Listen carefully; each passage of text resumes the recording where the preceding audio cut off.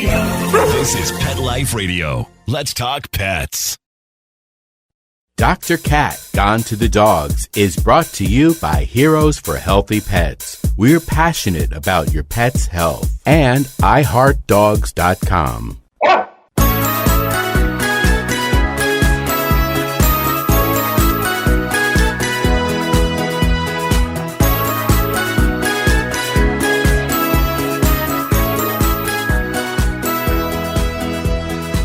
Hey, dog lovers! Welcome to Dr. Cat Gone to the Dogs. I'm your host, Dr. Catherine Prim, and I'm a small animal veterinarian and longtime dog lover. Today is an extra special day for me because I have my friend Dr. Marty Becker, and he is going to talk with us about his new book, From Fearful to Fear-Free. Now, Marty is a personal friend of mine because he and I share a very similar passion about making life better for animals and for the people that care about them. After we hear a quick word from our sponsors, we'll be right back with Dr. Marty Becker.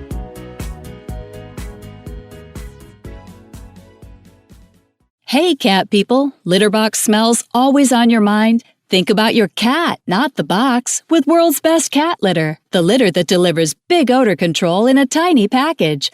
World's Best Cat Litter harnesses the concentrated power of corn to trap odors deep inside the litter. Ready to knock out smells and use less litter? Find World's Best Cat Litter at Target, Walmart, and in your local grocery and pet stores. Let's Talk Pets on PetLifeRadio.com.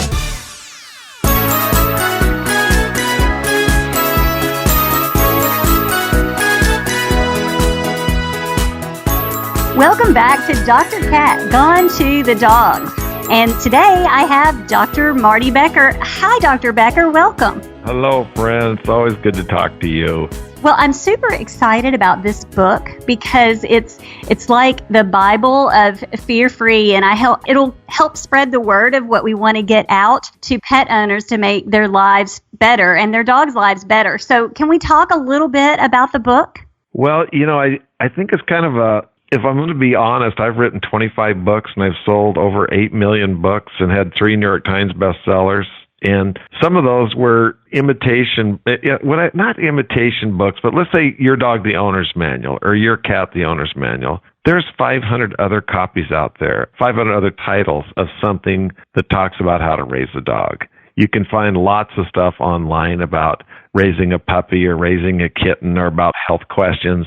But there was really nothing about the emotional well-being of animals. And so that's what sparked writing From Fearful to Fear-Free, joined with 2 boarded veterinary behaviorists. So, Dr. Prim, you've been involved with Fear-Free from the start. And being a veterinarian, you know that there are boarded veterinary behaviorists. But I think most people listening would be shocked that there's 75 boarded veterinary behaviorists in the world. 59 are part of the Fear-Free movement, and 2 of them are my co-authors, along with a very well-known trainer, my daughter, Marty Becker. So it's neat to see their education, their experience, their training, and plus what we've been able to ferret out through the Fear-Free movement to have it into a book that helps people, whether your pet has thunderstorm phobias or 4th of July noise issues, has separation anxiety, leash aggression, any of these things before that we either thought was just like, the collateral damage of having a dog, or that there was nothing the veterinarian could do when your dog was suffering from thunderstorms or separation anxiety. Now let them know that the book is a solution, and also going to your veterinarian for some of these amazing new products is a solution. It maybe doesn't stand out to everyone that is listening that there are only 75 animal behaviorists, veterinary boarded behaviorists, in comparison to the numbers of other types of doctors we have. That is really pretty amazing. And that you have 2 of them to help you with this book, and that Fear-Free has most of them on board. That is really awesome. And I love that. I just wanted to make sure that everybody understands that's not very many in the world, but we have so many of them on board with this initiative. Well, and we also have, there's something called a Certified Applied Animal Behaviors, which is the PhD equivalent. and there's 23 of those. There's only 36 in North America. 23 of those are on there. So the head of animal cognition at Duke, Brian Hare, Alexander Horowitz. She wrote the #1 New York Times bestseller, Inside of a Dog, but she's the head of animal cognition lab at Barnard, is on. We have the head of ethology at MIT. We have Temple Grandin, who is, when you're speaking of just behavior, and you happen to know her personally, as do I, Dr. Prim, and of all these 270-some people on the Fear-Free Advisory Group, she's probably the one that's truly gifted and has taught us a lot about, what we're doing wrong with pets in practice and also doing wrong with pets in our home. And I think another good thing about this book is we talk a lot about enrichment activities. And so it's not just good enough to, prevent or reduce fear, anxiety, and stress, but we also have got to increase enrichment. And a parallel I would draw, now learning a lot about emotional well-being of animals from our boarded behaviorists and other people, is a pet is about like a 1 or 2 year old child. And if you have a 1 or 2 year old child or a grandchild or a nephew or niece or your friends have somebody, you can't explain why a procedure benefits them. If they've got a sore ear and might have to have tubes, they don't understand why it benefits them. They just know the pain and the discomfort. If they have a sore tooth, again, fear, anxiety, and stress, don't know why going to the dentist helps them. And the other thing, they don't have the anticipation or the expectation of the relief of pain, even if it's moments away. I had a guy working at our house recently, and he had a grinder going, and he shot a little piece of a metal flake, bounced off his cheek and went up into his eye. Well, it hurts like crazy, but he knows if he goes to the ophthalmologist that they'll use something to pull the little metal shard out of his eye and then give him something to make his eye feel better. Your child, if they have the same thing, they have no idea that going to the optometrist is going to benefit them, or in moments from now, they'll deaden the eye and give them some kind of painkiller. So really our pets, when they go to the vet or they go to groomer, all they know are the unhappy experiences. And I think you, I got to cheerlead you a little bit, the world's first fear-free certified veterinarian. Actually, the first fear-free certified anybody in the world is Dr. Catherine Prim.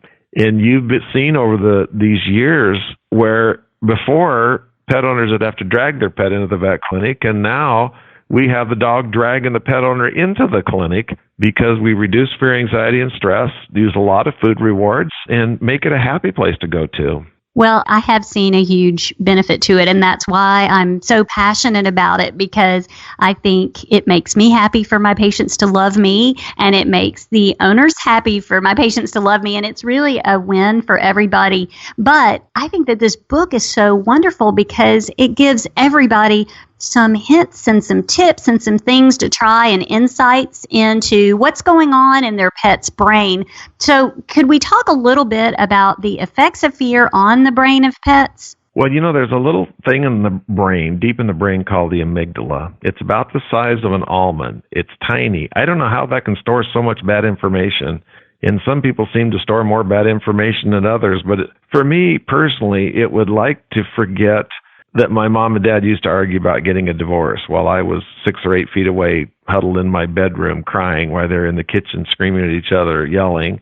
It would like to forget 2 or 3 car accidents I was in. It'd like to forget a painful breakup with a girlfriend. It would like to forget my granddaughter being diagnosed with RSV virus, and we didn't know if she was going to make it. It would like to forget the loss of pets. I mean, I could go on, but this amygdala stores all these things that happen. And so if a dog goes into the hospital with a sore ear, sore gums, or been in a dog fight, or skin infection, an eye that's been scratched or anything, they store these memories of fear. And fear is caused by something painful or something disturbing. So the pain can be placement of a catheter, just moving a limb that is painful, touching skin that is sore, or something disturbing. So like getting your nails trimmed too short, that's pain. Then seeing the nail trimmers is something disturbing.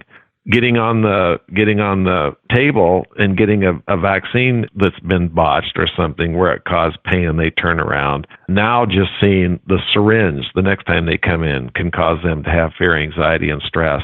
And I want to draw an analogy here. I was on an airplane recently, and the people in first class never look up. I used to call it the BlackBerry prayer when people all had BlackBerries, but now it's just the mobile phone prayer. So you get on, everybody in first class has their head bowed like they're praying, but it's looking at a mobile phone. There was a baby ahead of me crying. And with the baby crying, everybody looked up. Oh, what's the matter?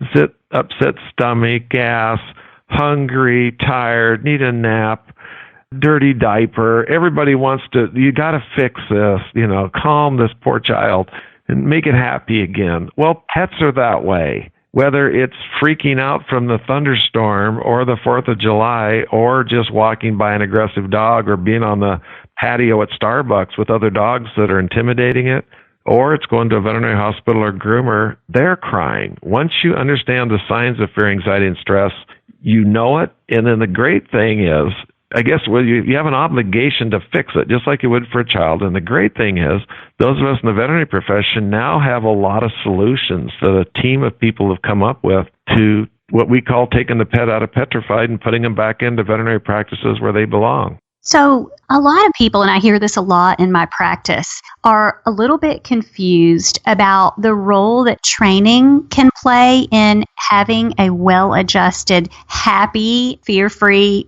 dog. And so I'd like to talk with you a little bit about how the brain develops and places where pet owners can make an impact on that. Could you maybe share with us some of your opinions on that? Yeah, when you look at fear, anxiety, and stress, there's many places it comes from.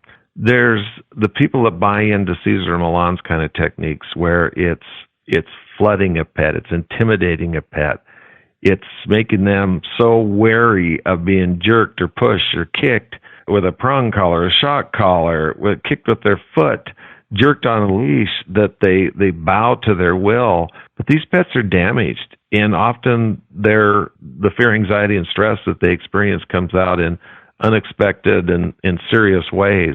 So you've got to find a trainer and work with a trainer that does positive reward-based training. And Dr. Prim, you and I know of some studies comparing pets that left a shelter and went to a practice where they did this kind of negative training, the abusive kind of training. And after 2 years studying these pets, only a little over 30% of those pets were still in the home. The rest were relinquished to the shelter. Then they did a test using positive reward-based training from these shelter pets going to this hospital. And after 2 years, 93% of those pets were still in the home.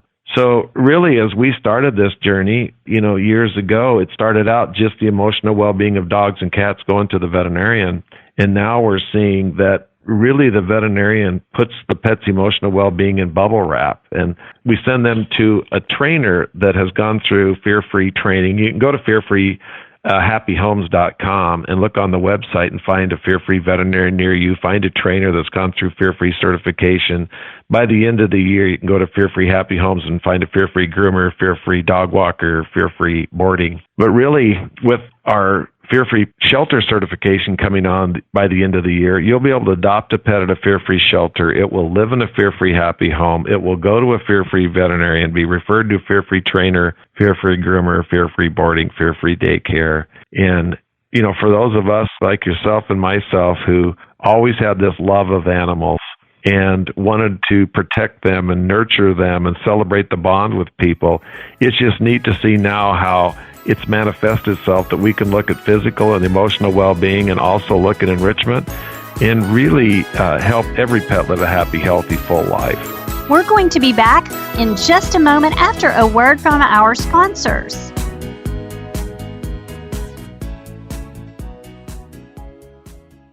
We'd like to thank our sponsor for this episode, Rover.com. Rover, the dog people. It's the largest network of 5-star pet sitters and dog walkers in North America. If you have dogs, and like me, you're working during the day and can't get home to walk your fur babies, you can just use the Rover app on your Android or iPhone and find a 5-star dog walker. Book them, favorite them, and even pay them all through the app. And I know if I'm going away for the weekend or even taking a 5-day cruise, I can use the same Rover app to book a pet sitter. By using Rover, my dog walker or pet sitter is trusted, background checked, and is backed by Rover's premium insurance and 24/7 support. And if my dog and I want to meet my pet sitter or dog walker beforehand, we can do that too with a free meet and greet. I personally like that I can get pictures of my dog, a map of her walk, and updates right on the app. It's so cool. We have a special offer for Pet Life Radio listeners too. Get $25 off your first booking by going to rover.com/PetLifeRadio. Pet Life Radio is all one word, and use the promo code PetLifeRadio. So once again, go to rover.com/PetLifeRadio. Pet Life Radio is all one word, and use promo code PetLifeRadio. 3 words for the code, and get $25 off your first booking. It's a pawsome deal. Let's talk pets Let's talk pets on Pet Life Radio. Pet Life Radio. PetLifeRadio.com.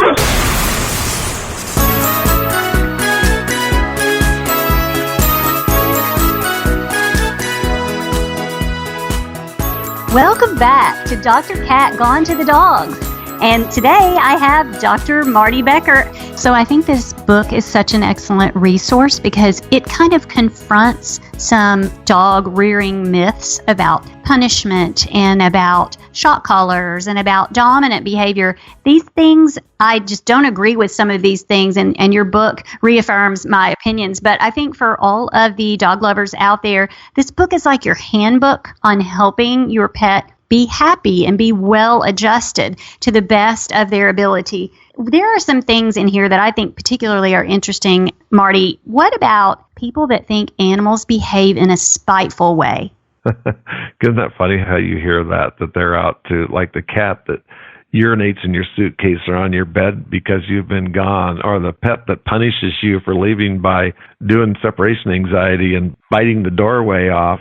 There's logical explanations why they do that. Like for cats, by the way, this book is designed for dogs, but a suitcase and your bedding has the highest concentration of your scent, and that's why pets are drawn to those areas. We've learned a lot about even the use of pheromones and how you take these pets that become, when humans have fear, anxiety, and stress, they can get in more kind of benign destructive behaviors like, chewing their fingernails too short, or they can do things that manifest itself in really destructive ways with, excessive drinking or drug use or sexual promiscuity or overspending. But for these pets, we've really delved inside of the animal mind through all of these experts. And I know for myself now, this started for me in 2009, listened to a board of veterinary behaviorists. And one of the things I used to see in the hospital was a dog that just come in and lay down and close its eyes. And I always thought that was good. I thought, oh my gosh, that dog is so calm. It just went in and was like going to sleep in there. Oh, look at it. This is awesome. That's the worst thing a dog can experience. It's called collapsing immobility. So that dog has called the defense cascade. So the first thing is fight or flight. So like if we heard a gunshot or a scream, you look, then it's fight or flight. And finally, when you think you're going to die, you get in what's called collapsing immobility. So the cat that's frozen and not moving, the dog that's laying on the floor with his eyes closed. The human analogy would be somebody that is like in Syria, you're in an orange jumpsuit and there's a film crew there and you hear Jihadi John, the Englishman that was involved with a lot of these beheadings. Why don't you run? You don't run because you're in collapsing immobility. But one thing, Dr. Prim, I'd like to mention too is, sometimes it can be pheromones that work, like using a Adaptil or Feel Away. Other times it's compression garments, like a Thunder shirt. Sometimes it's chill pills or nutraceuticals. I know that you use like Zilkane and that I use. Sometimes it's changing your cleaning products that you use in something that doesn't cause pets to go nose blind. But one of the things that I'm really, really excited about is we have prescription products, and some people are so hesitant to use it. And we like to start out using synthetic versions of pheromones and nutraceuticals. But if they don't work or they're not working enough, we really have some great options out there now to use some generic products, generic Xanax, using a lot of gabapentin, using a lot of trazodone, things that we do. And there's also an FDA-approved product called Celio. It's for noise phobias, but it can be used off-label for a lot of different fear, anxiety, and stress. But you cannot let your pet suffer through thunderstorm season or be scared enough that it'll run through a plate glass window or run right through a fence because of 4th of July when there's all these solutions available from your veterinarian like Celio. Well, I'm so glad that was my next question and my next pitch for the book, because you talk about thunderstorm phobias and you talk about different areas where specific animals can have issues, and you tell pet owners what they can do, and you kind of open the toolbox so that they have options. And I just feel like it may save some homes because people relinquish pets for behavioral issues. So I just thank you for writing this book. And I love that you also talk about enrichment. And before we run out of time, I want to touch on enrichment because I think it's not done enough. Can you talk about that a little bit? Well, I happen to live in northern Idaho where there's wolves. And every dog, even though your little Pekingese or toy poodle or golden doodle, it doesn't look much like a wolf. They're all derived from a wolf. And it takes 6 steps to eat in the wild. You never see a corpulent coyote or a waddling wolf with a big deer gut by the road and going, oh my God, I gotta lay off the rabbits, man. I'm getting too fat. They're hungry. They wake up hungry. 80% of their waking hours are spent in pursuit of food. They got to detect it, pursue it, apprehend it, kill it, compete with the pack, and finally eat. And a good example is enrichment. When you just take the food out of the refrigerator and plop it in a bowl or pour some kibble out into a bowl, you're going right to step 6, which is eat. That takes a kindergarten degree. So here's this animal that's born for movement with this incredible brain to find supper, to eat, is now dumbed down, and dumbed down ends up with boredom, and boredom ends up with obesity and behavior problems.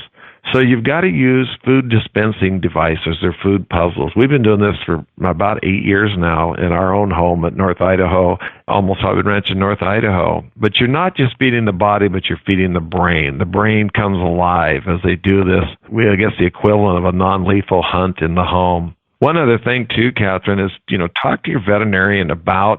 You look on Fear Free Happy Homes and find if you have a fear-free veterinarian. One of the other things I like that we're doing in Fear Free is handling vaccines. Humans hate needles more than anything else in some people call it human health care, and that's why people don't get flu shots and why people don't get their blood drawn to have different testing done to keep on medications because they're terrified of needles. I know you do the same thing we do. We use a line of vaccine that is a reduced volume so it doesn't hurt as much when you put it in. We change needles. Now there's a brand new sharp needle, same size you use for infants in a hospital. The needles are hidden under a towel that's spritz with pheromones so the pet owner and the pet don't see it. And you and I both have a mutual friend that I got this idea from named Dr. Jonathan Bloom, but we'll either do a smiley face or write the pet's name out in easy cheese or a little peanut butter or something else, and while the pet is licking its own name or a smiley face off or licking some whipped cream out of an ice cream cone using a distraction technique, that's when we then vaccinate them. And the great problem we have is a lot of times the pet and the pet owner don't know we've even vaccinated it. Well, so that's my personal favorite part of Fearful to Fear Free is visiting the vet. But my listeners are dog lovers at large, and I wanted to mention that the book covers things like giving medications at home, preparing your pet to go to the groomer. How should your pet interact with children? What about dog parks? All kinds of things, separation anxiety, and all of these different areas where dog owners you just need a little help, and this book covers it. So I encourage everyone to go out and buy the book, read the book. Marty, can you tell us how they can find the book? I always encourage people to go to the local bookstore if they can, but also it's at Amazon.com and they got a pretty good discount. So if you're an Amazon Prime customer, it's a pretty good reason to buy it there. It's doing really well. It's been in the past, only been out a couple of weeks, and at times it's in the 200 best-selling books of all of Amazon and number one in its category. And I think of all the books I've written in the past, I think this is the one that I'm the most proud of and I think is going to help the most pets live a happy, healthy, full life.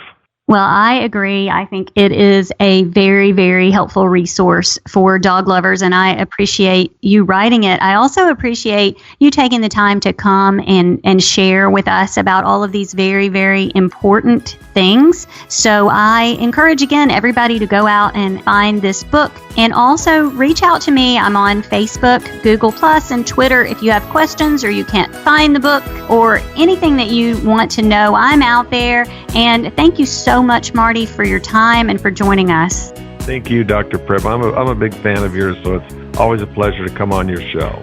Well, thanks so much, and have everybody go out there and raise the rough. Let's Talk Pets, every week on demand, only on PetLifeRadio.com.